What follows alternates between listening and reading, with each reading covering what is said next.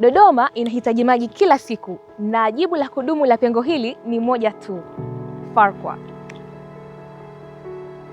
Kwanza tulikuwa tunajua kihistoria kwamba kuna mradi unajengwa kwenye eneo letu, mradi ambao ni mkubwa sana. Fanya vikao tukakubaliana wote kwa pamoja kwamba serikali inatulipa fidia ili tuweze kupisha mradi huo mkubwa wa bwawa la Farkwa. Mwaka 2019 wananchi ambao tulikuwa tunahusishwa na eneo la mradi tukalipwa fidia. Hii pia ilikuwa ni hatua iliyokuwa inatia matumaini kwa kweli. Bwawa la Farkwa litajengwa kwa muda wa miezi 22 na litakuwa na uwezo wa kuhifadhi maji mita za ujazo milioni 390.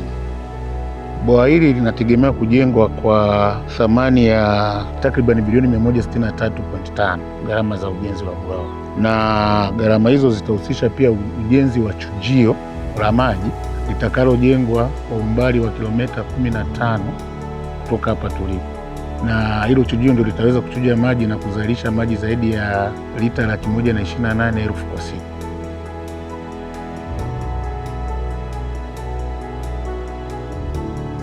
Mradi huu umegawanyika katika sehemu kuu tatu. Sehemu ya kwanza ni ujenzi wa bwawa na chujio. Sehemu ya pili ni kusafirisha maji kutoka kwenye chujio kuyapeleka Dodoma, Bahi na makao makuu ya wilaya za Chemba.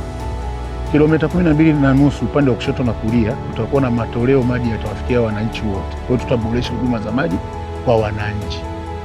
Kwa wakazi hapo kutakuwa na fursa mbalimbali. Awali ya yote ni ajira. Wakati wa ujenzi kipaumbele kitatolewa kwa wakazi wa eneo hili ili kuchangia nguvu kazi. Hii fursa itawahusisha wote, kwa wale wenye fani mbalimbali na wasiokuwa na fani. Matarajio mengine makubwa ni kuona shughuli za kiuchumi pia zinabadilika kutoka kwenye zile shughuli zetu za awali sasa kwenda labda kwenye kilimo cha umwagiliaji, shughuli za kiuchumi kama zinazotegemea maji kama samaki. Baada ya ujenzi wa bwawa shughuli za kilimo zitaimarika, na kilimo sasa kitakuwa cha mwaka mzima kwa sababu maji yapo kwa mwaka mzima. Bwawa litakuwa kubwa, maji yake yanaenda zaidi ya kilomita 100 kutoka hapa tulipo. Sehemu kubwa ya huku wazawa ni Wasandawe, na ilikuwa ni fahari kubwa kuona mradi mkubwa kama huu unajengwa kwenye eneo letu, na sisi tuchangie sehemu yetu kutumika kupeleka huduma kwenye mkoa ambao ni makao makuu ya nchi yetu. Kwa hiyo ilikuwa ni fahari kubwa sana kwetu.